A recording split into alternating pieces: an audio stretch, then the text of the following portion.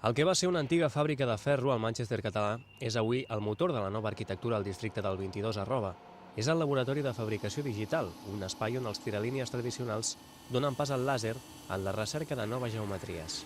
Ahora la Sagrada Familia, que se empezó con un pedrero que trabajaba manualmente, y ahora todas las máquinas que tienen ahí, tienen dos máquinas 3D print, pienso como nosotros, y los prototipos, todo que hacen ahí es aplicado a la escala natural. El centre forma part d'una xarxa impulsada per l'Institut de Tecnologia de Massachusetts i persegueix una nova revolució industrial. Proposa domesticar els processos de producció amb maquinària d'última generació. El fet de que la maquinària avançada sigui cada vegada més petita i més econòmica fa que puguem pensar no ja que podem imprimir paper a casa nostra, que això fa 15 anys era una cosa impensable i avui tothom té un ordinador a casa i té una impressora, les impressores del futur imprimeixen objectes. Per arribar a aquest punt, però, primer caldrà que els propis dissenyadors i arquitectes facin servir les noves tecnologies.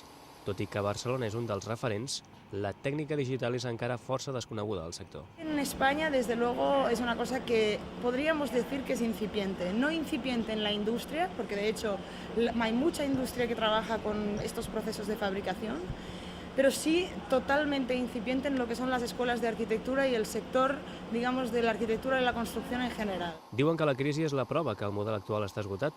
Per això, lluny de limitar-los, la davallada de la construcció els motivarà al canvi que busquen.